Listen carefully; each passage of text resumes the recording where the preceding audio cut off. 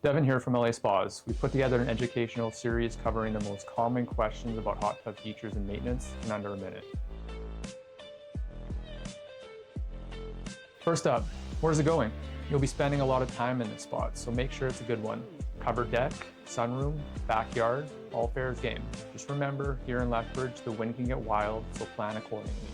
And don't forget space for your cover lifter, drainage, and even a service tech down the road.